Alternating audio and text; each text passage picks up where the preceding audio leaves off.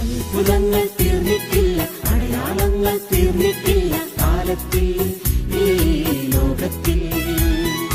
എൻ്റെ പേര് സാലി, മലമ്പുഴ അകമലവാര ഇടവകയിൽ നിന്ന് വരുന്ന. ഒക്ടോബർ അവസാനത്തെ കൊന്ത നടക്കുന്ന സമയത്ത് എൻ്റെ അമ്മയ്ക്ക് എപ്പോഴും വയറുവേദനയുണ്ട്.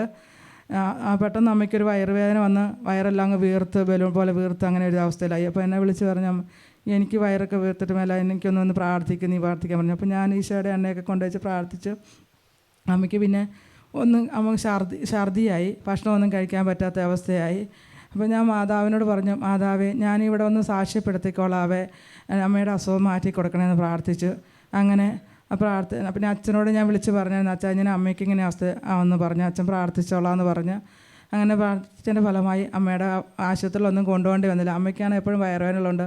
ഡോക്ടർ പറഞ്ഞത് ഇനി വയറുവേദന വന്നിട്ടുണ്ട് എൻഡോസ്കോപ്പിയോ കൊളോണോസ്കോപ്പിയോ ഒക്കെ ചെയ്യണമെന്ന് പറഞ്ഞിരുന്നു. അപ്പോൾ അമ്മയ്ക്ക് 72 വയസ്സായി. അപ്പോൾ അത് ചെയ്യാൻ ഞങ്ങൾക്ക് പേടിയായതുകൊണ്ട് ഞങ്ങളതുകൊണ്ട് കൊണ്ടുപോകാറില്ല. അപ്പോൾ ഇങ്ങനെ പ്രാർത്ഥിച്ചതിൻ്റെ ഫലമായി ആശുപത്രി കൊണ്ടുപോകാതെ തന്നെ അമ്മയ്ക്ക് എല്ലാം പൂർണ്ണ സൗഖ്യം കിട്ടിയായിരുന്നു. യേശുവേ നന്ദി, യേശുവേ സ്തുതി.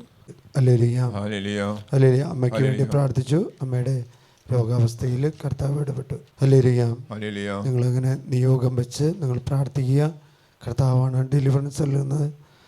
നമ്മൾ അച്ഛന് ശുശ്രൂഷ ചെയ്യുന്നെന്നുള്ളൂ. നിങ്ങൾ പ്രാർത്ഥിച്ച് ഒരുങ്ങി വരും. ഹല്ലേലൂയ. നിങ്ങൾ ഇങ്ങോട്ട് വരുമ്പോൾ ശുശ്രൂഷയിൽ ദൈവം ഇടപെടാൻ വേണ്ടി, സൗഖ്യങ്ങൾ നൽകാൻ വേണ്ടി നിങ്ങൾ പ്രാർത്ഥിച്ച് ഒരുങ്ങി വന്നാൽ നിങ്ങൾ ഒരിക്കലും നിരാശരായിട്ട് ഒരിക്കലും തിരിച്ചു പോകില്ല. കൃപകൾ തിരിച്ചു പോകുമ്പോൾ നമ്മൾ പ്രാർത്ഥിക്കണം.